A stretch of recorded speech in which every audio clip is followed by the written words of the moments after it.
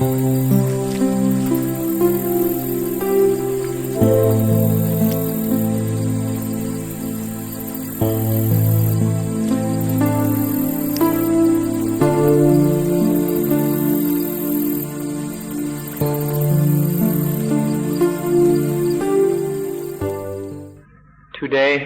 I'd like to talk about something which many of you may misunderstand. You may misunderstand this thing quite a bit. For this reason, please gather your mental energies and set your mind upon the task of listening carefully. Please pay very careful attention to what will be said today. The subject that we'll be talking about is sukha, or happiness. This is a word that is quite ambiguous, both in the Thai language, sukh, the Pali language, sukha, and the English language, happiness. In all three languages, this word has quite varied meanings and applications. Sometimes it can be difficult to understand quite what somebody means when they're speaking about happiness. So we will be speaking about sukha, or happiness, today. The happiness in the everyday lives of ordinary people is one kind of happiness. And then the happiness that arises with the realization of the final goal of life, that is another kind of happiness. There are these two quite different things, but we describe both of them as happiness, or sukha. And generally, we mix these two meanings up, confuse them, and never quite understand what we're talking about. Let's take a look at these different meanings of the word sukha. Here's one way that the ambiguity of the word happiness can cause problems. Many of you have come to practice and study Dhamma in search of happiness. Now, the thing is, your understanding of happiness, the happiness that you desire, is this the same kind of happiness that is the genuine goal of Dhamma and of the practice of Dhamma? If the happiness that you desire is not the happiness which Dhamma practice leads to, then we're worried that you will be disappointed, and that your hopes will turn out sour. So let's look at the meanings of happiness. Let's not confuse the two different kinds of happiness. And most of all, let's understand the genuine goal, the true happiness, which is the aim of Dhamma practice. In order to save time and make it easy for you to listen and understand, let's set down a very simple, short principle for the understanding of happiness. The ordinary happiness that most people are talking about is when there is hunger, or a need, or a want, and then that hunger, or need, or want is satisfied. This is the common understanding of happiness. But happiness in the Dhamma sense is when there is no hunger, no need, no want, when we are free of hunger, need, and want. This is happiness in the Dhamma sense. So let's be very clear about this. Please pay very careful attention to the distinction. make sure that you understand. The common ordinary happiness is when hunger is satisfied. The satisfaction of hunger is common happiness. When there is no hunger at all, when there is no need of hunger, that is the happiness of Dhamma. Hunger satisfied is the first kind. No hunger at all is the Dhamma kind of happiness. You can probably see that the first kind of happiness, that of the satisfaction of hunger, is a very worldly kind of happiness. It depends on the world, it is caught up in the world, and it is within the limitations and conditions of the world. But the Dhamma happiness, where there is no hunger at all, this is above the world. This is a transcendent kind of happiness. It goes beyond the world. This is an opportunity to introduce you to two words, Lokiya and Lokuttara, because it follows from what was just said. Lokiya means going or means according to worldly matters, worldly concerns. Lokiya is to be in the world, caught up in the world, and under the power and influence of the world. So we can, in short, say worldly or mundane is a common translation. The second word is Lokuttara. It is to be above the world, to transcend the world, to be out from under the power and influence of the world, but to be above that power and influence. This is often translated supramundane or transcendent. So then we can see that there are two kinds of happiness. Lokiya sukha, worldly happiness, and Lokuttara sukha, transcendent or supramundane happiness. See the distinction between these two and be very clear about them.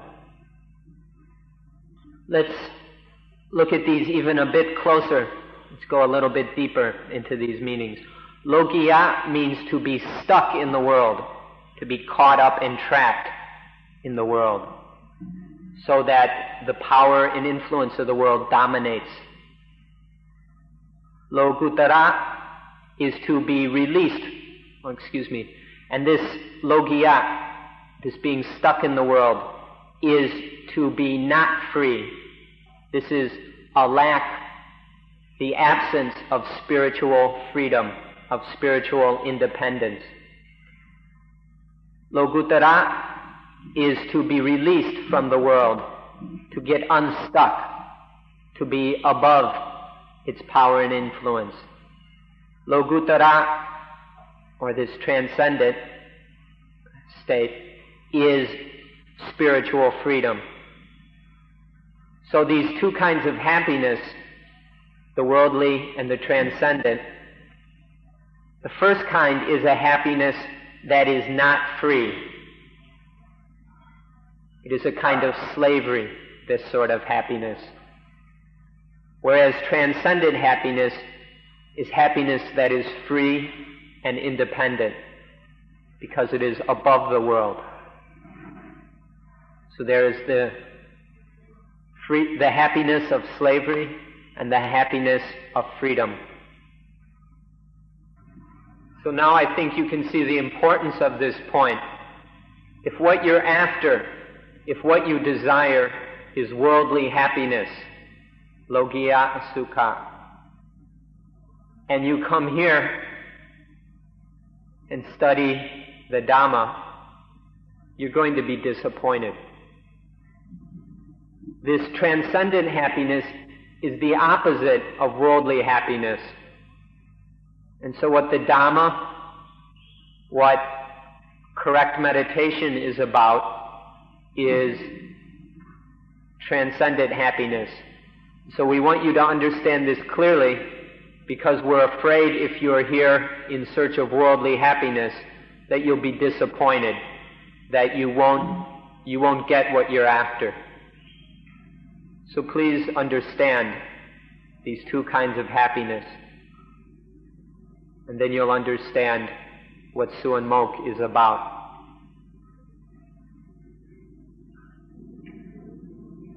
Please investigate the difference between these two kinds of happiness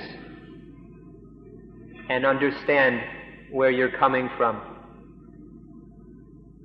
See the worldly happiness that is based in hunger, and then the transcendent happiness that when there is no hunger at all. Investigate this matter and see in what ways, into what degree these two kinds of happiness differ from each other. So let's summarize this as clear as possible. Two kinds of happiness. One, the happiness from getting according to one's hunger, from receiving according to one's hunger. Happiness number two, no hunger at all, freedom from hunger.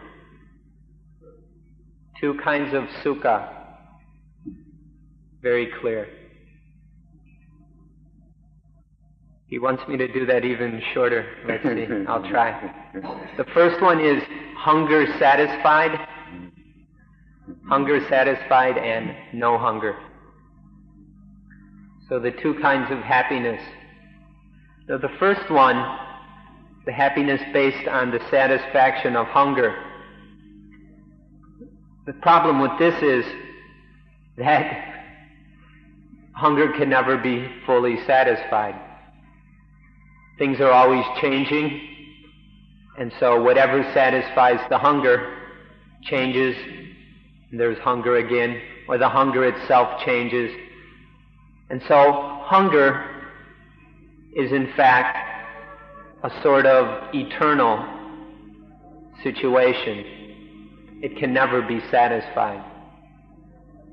But the world today, if we look around in modern society, this is the only kind of happiness anyone is interested in, is the happiness that they get from satisfying their desires. Imagine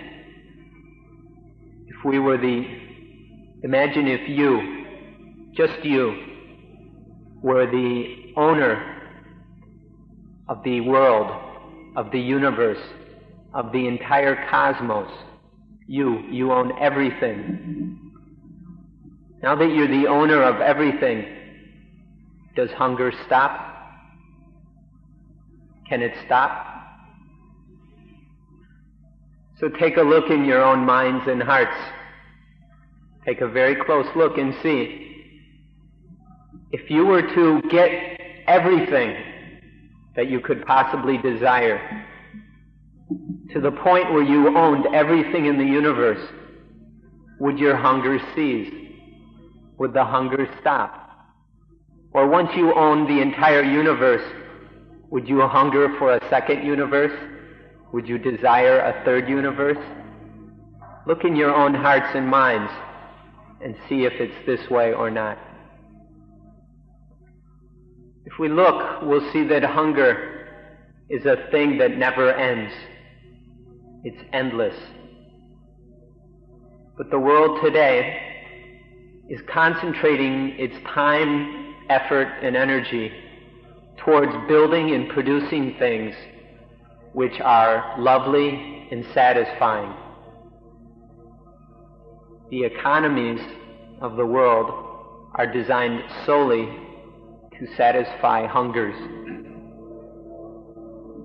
And so we've dug ourselves a very deep, deep hole in this orientation of our lives, where we are only concerned with satisfying hunger.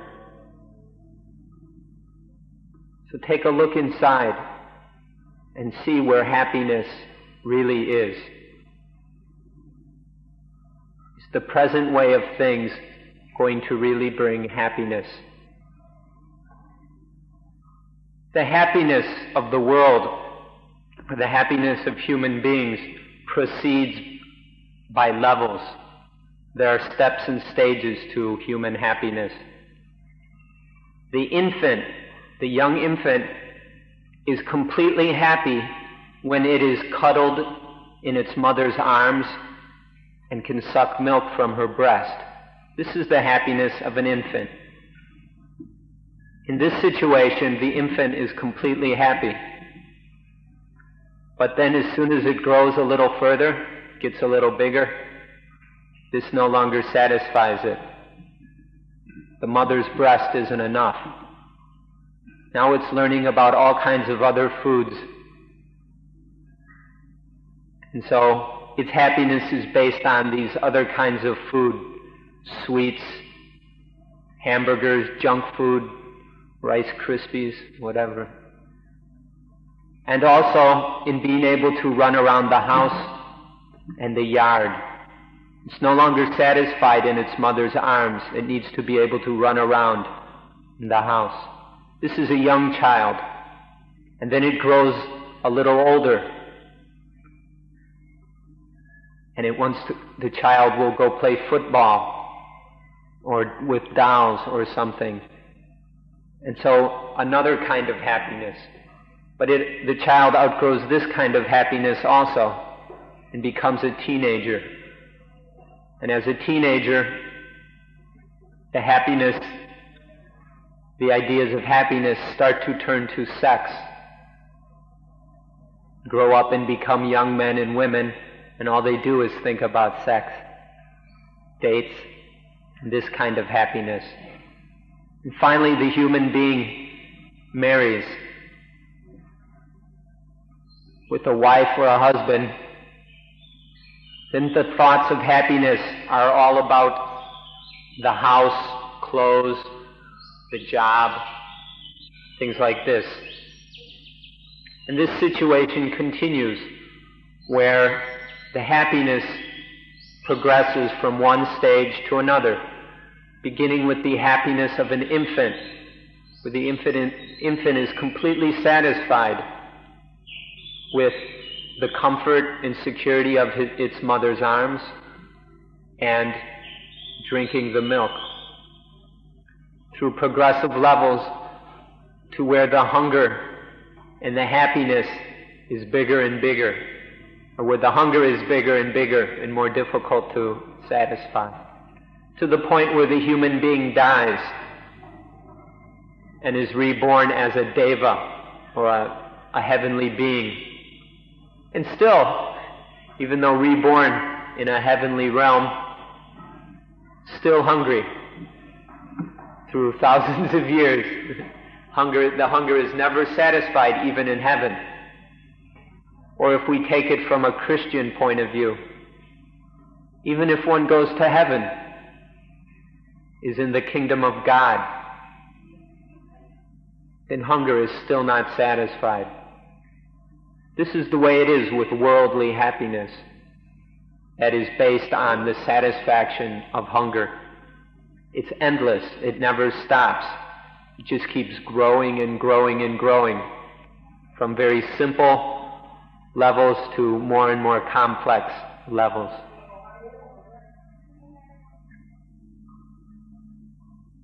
The kingdom of God, we're not sure what individual Christians exactly believe about when they think of the kingdom of God. I'm not quite sure what the theologians think either. If the kingdom of God is a place where there is still successive levels of hunger, of seeking after the happiness that is based in the satisfaction of hunger and desire, this is what the kingdom of God is about, then Buddhism isn't very interested. But if the kingdom of God is the end of hunger, freedom from hunger, the absence of hunger, then that's the same as Nibbana, the goal of Buddhist practice. So we're not sure what the Christians are after. Now, in the Buddhist description of the universe, there are many, many levels to the world or to the universe. There's the common human world with which we are familiar. In this world, we go about trying to satisfy the hungers of the human condition. And above this are various heavenly realms. And there is, for instance, the realm of the Devas, one level of heavenly being. And they live in a realm called the Gamavachan, or Gamavachara, which is the sensuous heaven. And so these Devas still have sensual hunger, and their happiness is based on the satisfaction of these sensual hungers. They don't have the problems in satisfying these hungers that humans have, but they still have the hunger. But then there are realms above that. There are finer and more subtle levels of hunger. And so there are the Brahma worlds. There are two main Brahma worlds. One is where there is no longer sensual hunger, but there is still a hunger for forms, for material existence, for material things. But it's not as crude as the sensual hunger. And then above that is the Brahma world of non-material or formless existence, where the hunger is for purely formless, purely immaterial things. But even here, on the highest, most sublime heaven, there is still hunger. Hunger doesn't end. It just climbs up this ladder from one level to the next, higher and higher. But it is endless. There's no stopping it, at least in this way. So this is what the world is about, all these different levels of hunger.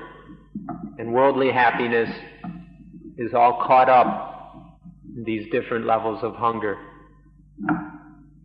So whether it's a Christian cosmology or a Buddhist cosmology, as long as the hunger, or as long as happiness is based on the satisfaction of hunger, there's no end to it. So that's why we take a look at transcendent happiness, where there is no hunger. Hunger is stopped. We end hunger. We let go of hunger. This is true happiness. Now this kind of happiness, when there is no hunger, when there is freedom from desire, is when the I, the me, the self, the myself no longer exist. When these illusions, when these deceptive false concepts no longer arise in the mind. So we need to see the connection between the end of hunger and the cessation of the illusion of self, the illusion of I and me and mine. Because in the worldly situations, there's always a self or an I who hungers and who is trying to satisfy the hunger. And even when this self works its way up to the highest Brahma realm, where the hunger is only for immaterial things, there's still a self trying to get things, trying to be things. And as long as there is a self or an I, hunger persists. and it will not be satisfied. That's why we need to look at the other side of the situation where there is no hunger, because there is freedom from self, freedom from I, me, mine. At this point, you ought to be familiar with what we call good, the thing that we call good, and also the thing we call the best. You have to have an idea what these are about. Now, whatever you identify as the best, that is where your hunger stops. Your hunger will always be reaching for the best. Now, if you identify hunger with a day on the beach, if you identify the best with a day on the beach, then that's where your hunger proceeds. Or if you identify the best with 5 minutes of no nasty thoughts going through your head, well, that's where your hunger will stop. Or if you identify the best with going to heaven and basking in God's radiance, well, that is where your hunger will stop. But by stop, maybe I should use another word. I don't mean that it ends. That's just, when you identify something as the best, that's what you hunger for. But once you get there, does it really stop? Once you spend your day on the beach, or your 5 minutes of calm meditation, or your whatever in the kingdom of God, does hunger stop? As long as there is a self that is identifying something as the best, whether it is the best of children, which is one level, the best of teenagers, young adults, married people, old people, the best of heavenly beings on the successive levels. As long as there is a self that is identifying something as the best and hungering for it, then that hunger is endless. There is no real stopping. Hunger will fix on that thing which is identified as the Sunambanam, the supreme goodness. But if it gets there, then it'll just start hungering for something more. Because there is still clinging to a self, to I, me, and mine. So this is what worldly happiness is like. No matter on what level it is, whether on a crude, easy to satisfy level of animals, or on deeper, more subtle, loftier levels of celestial beings. Whatever kind of happiness it is, if it is still based on the satisfaction of the hunger of some self or some I, then there is no end to it. It will just keep growing or developing or evolving into these higher and higher levels. This is what Lokiya Sukha, worldly happiness, is all about. Hunger and its satisfaction. But as soon as there is a little satisfaction, there's immediately more hunger. There is never total satisfaction. This just illustrates that if we're going to ever be happy, we're going to have to look for happiness somewhere else. If we keep looking for it in the world, we're just going to have this endless process of hunger throughout this life, and who knows, maybe on into other lives as well. So this is why we need to be interested in Lokuttara Sukha, transcendent happiness, where there is no I, no self, no me, no mine, no myself, to hunger, to be hungered for. There's freedom from hunger, and there is freedom from this egoistic identification with things.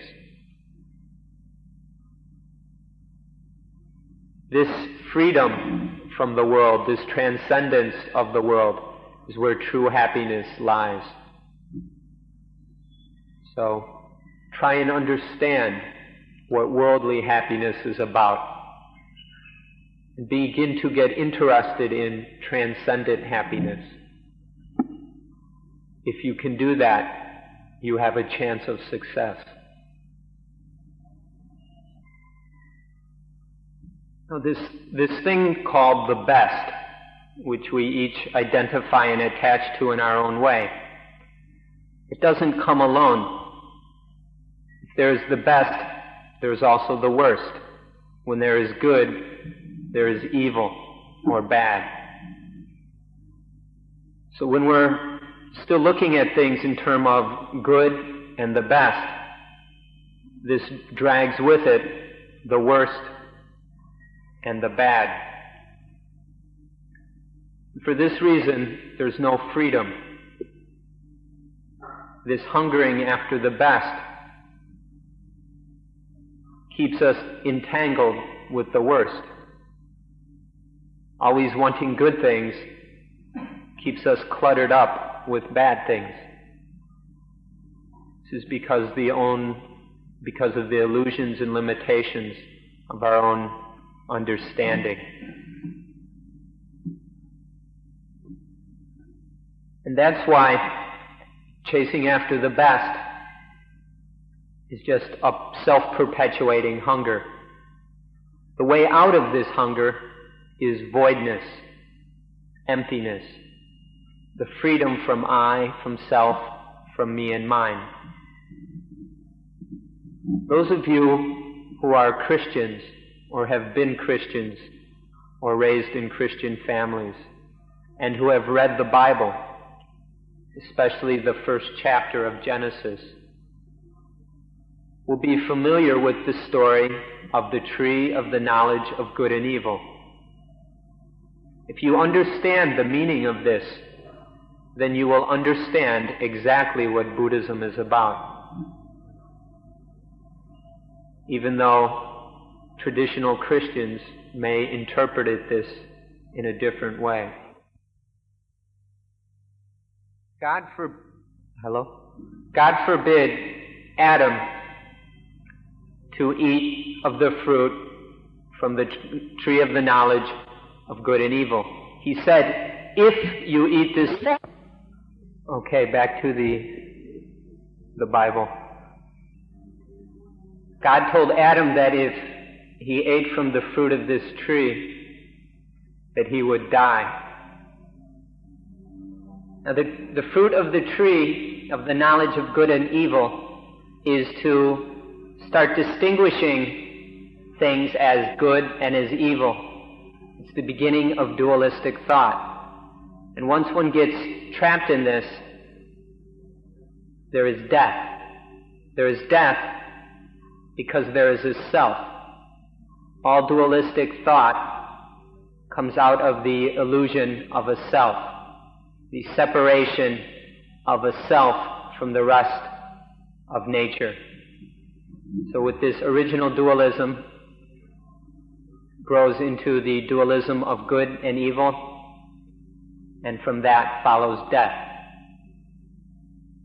Before eating the fruit of the tree of the knowledge of good and evil, there was no death, because there was none of this knowledge of good and evil, none of this dualistic thought. There was no self, no I, no me, no mine. Now, Adam's children, down through us, carry with us this death and this burden of self, the burden of knowing good and knowing evil. And so we attach to the best, we attach to the worst, We identify things as good and attach to them. We identify things as bad and we suppress them. So we're caught up in the worldly condition through this attachment to self and attachment through dualistic thought. And this leads to death, as God taught Adam in the Bible. Now what are we to do about it, those of us who have inherited this problem? To keep running around chasing after the satisfaction of our hunger, to keep seeking the best, is just to perpetuate this cycle of birth and death. It's just to keep the hunger going. And it will never satisfy anything. That is why Buddhism is not interested in any of these realms of higher and more subtle happiness that is based on satisfaction of hunger. Because there's no end to these things. There's no true peace or happiness.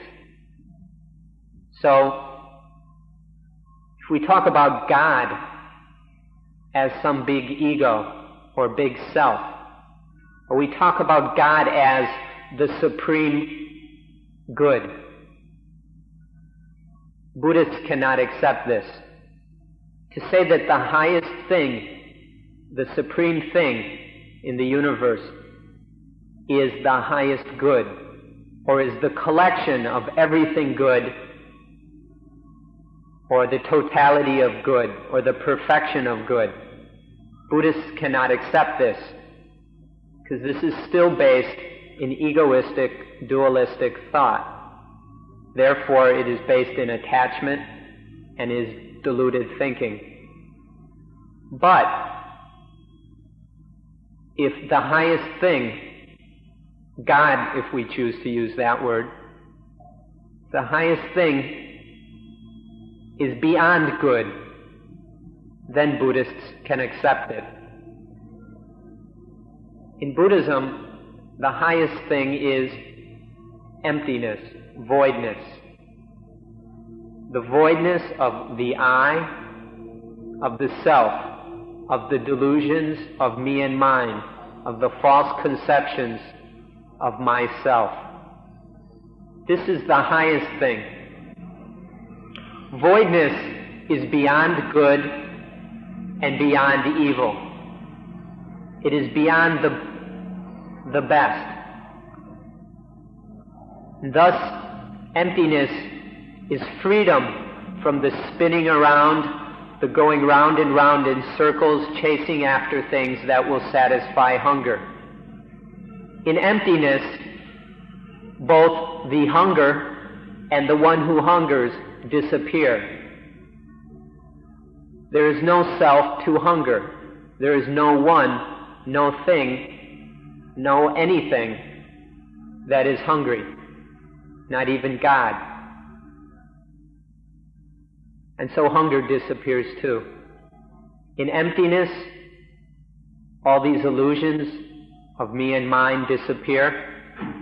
Hunger disappears because there is no one or nothing, no self, no I, no me, no mine to hunger. This is the highest thing. This is what the goal of the practice of Dhamma is about. It is to transcend the endless cycles of hunger in worldly existence and to be free of hunger, free of self, free of the one who hungers. This is emptiness or voidness. It's the highest thing.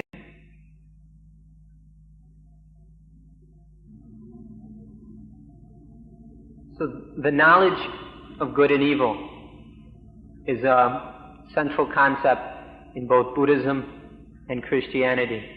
Back before there was knowledge of good and evil, it was impossible, when there is no knowledge of good and evil, it is impossible to attach to good and evil. When there is no attachment to them, then there is no dukkha. There are no problems. But what happens after the fruit of the tree of the knowledge of good and evil has been eaten? What happens after we know good and evil? We know good and evil, but we lack the wisdom to stay in control of the situation. And so we go and attach to good, or we attach to evil as they arise in the way of ordinary human beings. So we just go around attaching to good things and attaching to bad things. This is what happens after eating that fruit. This attachment brings with it dukkha, it brings with it all the problems of life, and it brings with it death. These are the results of eating that fruit: dukkha and death. But for those of us who have knowledge of good and evil, there's no going back to that point where we don't know good and we don't know evil. But what can be done, what must be done, what is our duty and responsibility, is to learn that this good and this evil that we have knowledge of, that they should not be attached to, that they must not be attached to. Don't attach. Learn how to not attach. Learn to not attach. Stop attaching to good and evil. And so though the knowledge of good and evil will remain, attachment to them will cease. And when attachment to them ceases, then there will be no dukkha and no death, just as it was with Adam and Eve in the Garden of Eden before they ate that fruit. For us, there's no going back to a state of innocence, but there still is the need and the necessity of going beyond attachment and being free of dukkha and death. This is the essence or the heart of both Christianity and Buddhism. Even though some Buddhists and some Christians will understand things in quite a different way. But if you understand this, then you will have the key to genuine happiness, to freedom, and to the end of hunger. When we know the good, we hunger for the good. When we know the better, then we hunger for what is better. And when we know what the best is, then we hunger for the best. And then we find something that is even more the best, even better than the best, and hunger for that. We hunger for the best. We're always caught up in this hunger.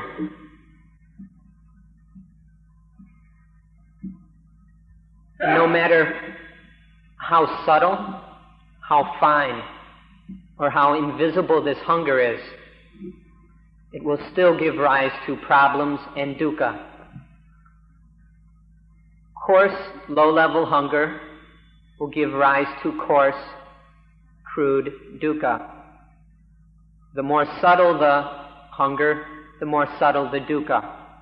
And so when the hunger is on these very subtle, very refined, possibly invisible levels, then the dukkha will also be very subtle and refined and invisible.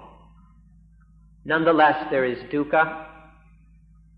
Our lives will be troubled. And there will not be perfect peace or perfect happiness.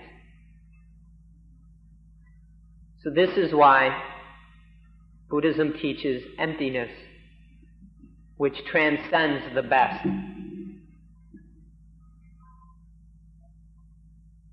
In emptiness, There is complete freedom from any hunger. There is no crude hunger, and there is no subtle and fine hunger. Even the highest, most subtle and invisible levels of hunger are gone. And therefore, there is no dukkha whatsoever, there are no problems, and there is peace. As long as there is some hunger remaining, no matter how subtle it is, then the final goal has not been reached. But when all hunger has been extinguished, and with it all dukkha and all problems, that is the final goal. This is emancipation in Buddhism. Emancipation is this freedom from hunger. Emancipation is emptiness. Emptiness of self, the voidness of I, me, mine. This is the final goal, this final emancipation, liberation, and freedom. Let's take another look at this word hunger. We can see two kinds or two levels of hunger: physical hunger and mental or spiritual hunger. Physical hunger has to do with the needs of the body for food, clothing, shelter, and medicine. This kind of hunger is not a problem. It can be satisfied and does not have to lead to dukkha. Physical hunger need not lead to dukkha. We can see this in the animals who have these physical needs and hungers as well, these instinctual needs for food, clothing, shelter, and medicine. But they do not experience dukkha because of that.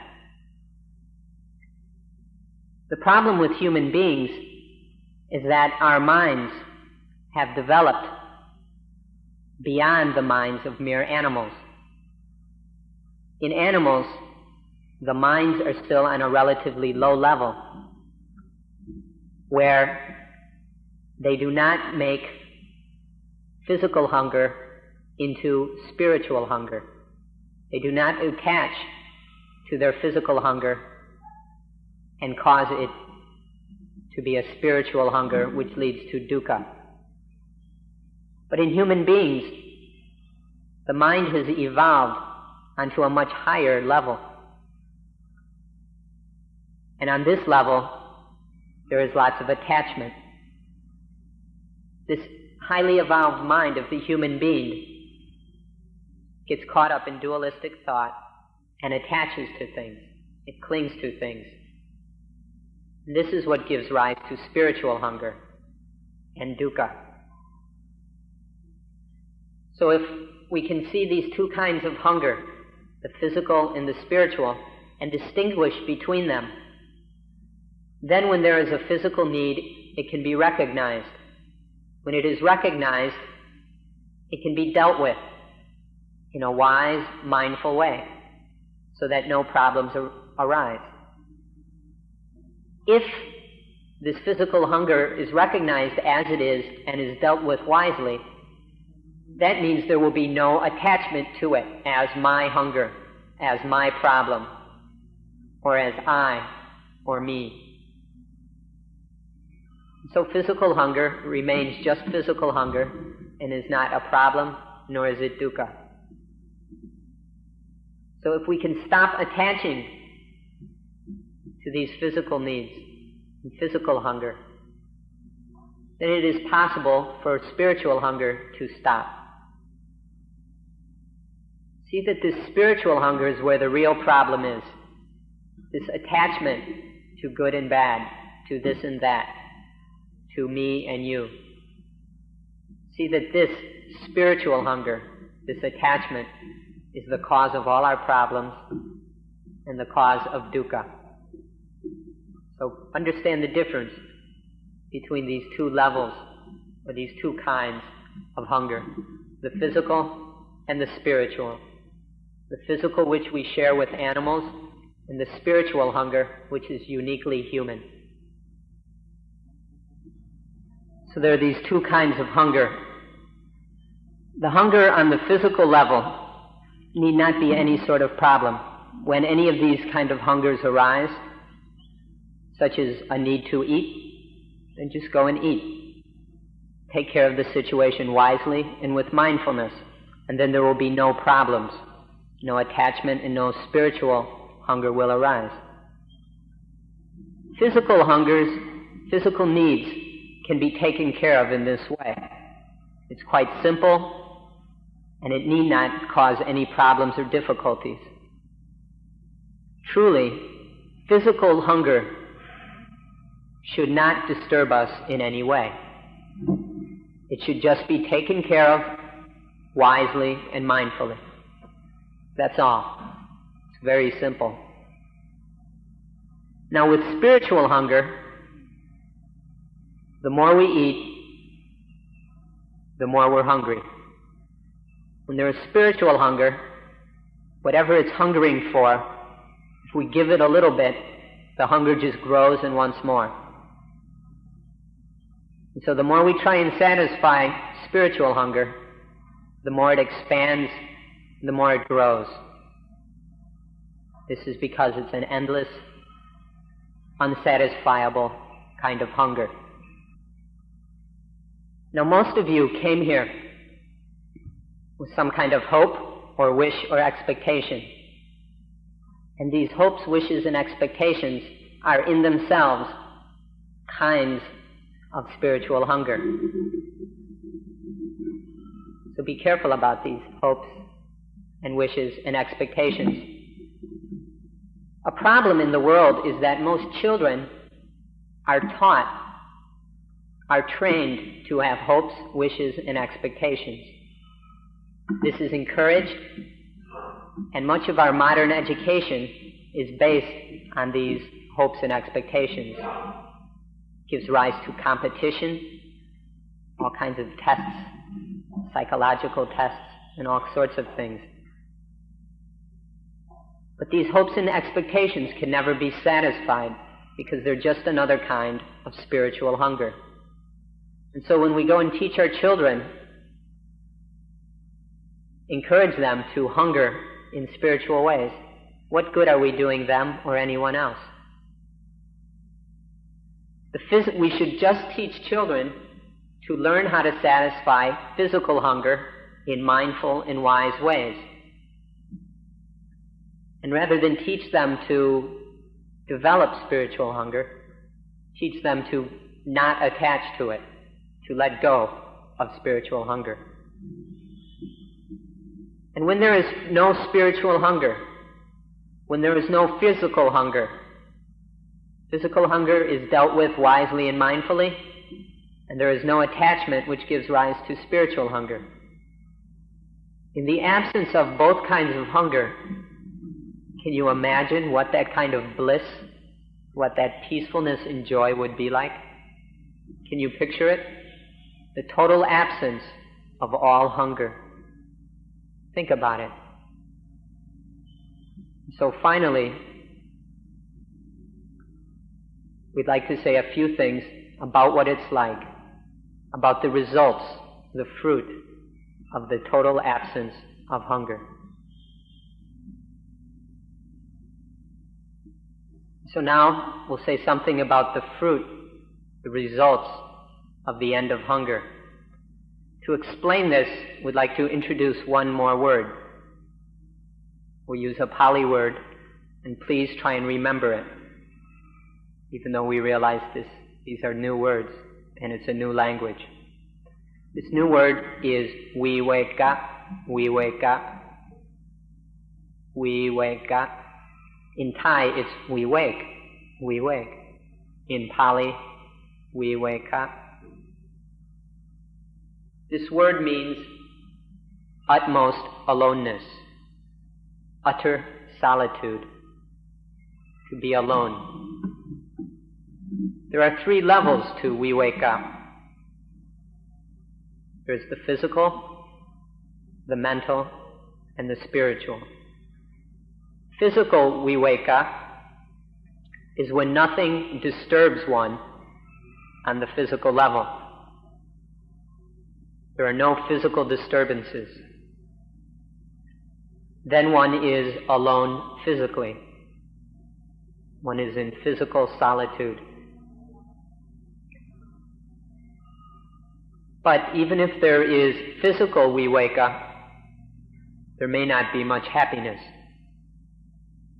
There are many people who turn into hardcore meditators and go running off to caves or forests or soundproof rooms or isolation chambers, seeking physical aloneness because they think they will find happiness there. But if there is just physical solitude, but not mental solitude, they will not find much happiness. Mental solitude is when no fears, no emotions, no loves, hates, frustrations, jealousies, envies, and worries disturb the mind. When these things do not disturb the mind, then there is mental viveka.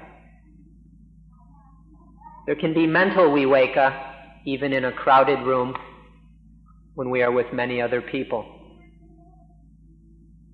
It is not dependent on physical viveka. Now, when there is physical viveka and mental viveka, this is still not the highest happiness. This is not the goal of meditation.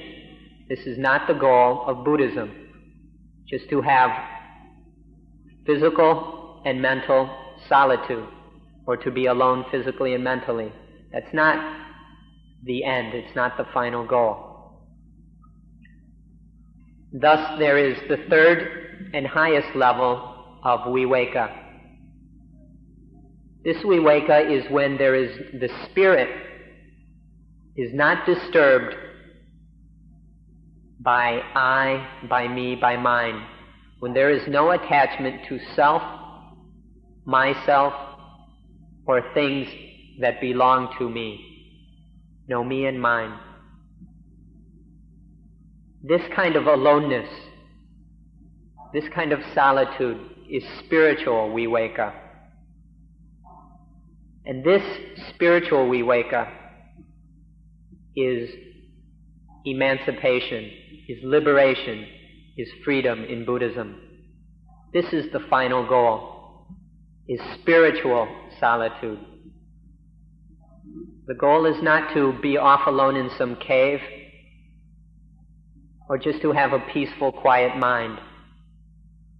The goal is to be completely free of the disturbances of the self, of false illusions about I and me and mine.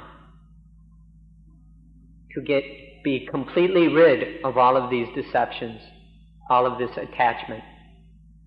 This is the ultimate freedom for which we practice the Dhamma. So understand these three levels of viveka. When you can have physical viveka, well then make use of it. Learn to develop mental viveka. But most of all, keep practicing until there is spiritual viveka. This is what we mean by happiness, this spiritual viveka, where no ideas of self, of me and mine, disturb the spirit. This is ultimate peace. This is liberation. This is nibbana. This is the ultimate happiness. The happiness where there is no hunger.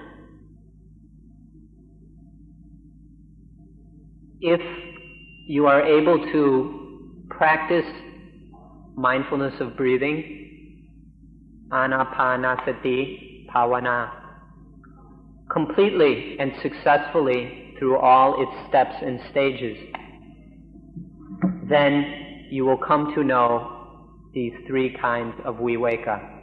You will know physical viveka, where nothing disturbs one physically. Mental viveka, well, there are no mental disturbances. and finally spiritual viveka, where no delusions of self disturb the spirit. Through the practice of anapanasati, if it is fully developed and fully practiced, these three kinds of viveka will be known. It is not necessary to bring in other methods or practices. Anapanasati by itself, at least according to the Buddha and Ajahn Buddhadasa, is sufficient to experience and realize these three kinds of aloneness, these three kinds of solitude. And for this reason, we encourage you to fully develop and correctly understand and practice anapanasati in order to understand this kind of happiness that results when the three kinds of solitude, of aloneness, are experienced. We want to make this kind of happiness very clear to you, because we were afraid that some people might be here looking for something that we cannot provide. Buddhism is interested in the happiness that results from no hunger. If you are interested in the happiness that results when desires are responded to when your hungers are satisfied, then there's nothing we can do to help you. If this is what happiness is for you, then Buddhism cannot help you in any way. Buddhism is not about this kind of happiness. But if you are interested in the happiness that results when there is no hunger, when there is physical aloneness, mental aloneness, and spiritual aloneness, meaning that nothing disturbs the physical, nothing disturbs the mental, and nothing disturbs the spiritual. If you are interested in this kind of happiness, then Buddhism has much to offer you, and we will do whatever we can to aid you in your development of this true happiness. In order to know and realize this genuine happiness, we encourage you to come to understand anapanasati and practice it properly and correctly. Avoid attaching to any wrong ideas or any right ideas, but practice anapanasati in a balanced, proper way. If you do that, if you continue practicing it and fully develop it, it will lead to these three kinds of viveka. It will lead to the true kind of happiness which is not dependent on worldly satisfaction of hunger. This is what Buddhism is about. This is what anapanasati is for transcendent happiness, the freedom of hunger, freedom from hunger, where there is no hunger at all. At this point, we'll close today's talk. Thank you all for coming and for making use of Suan Mokkh. Thank you very much.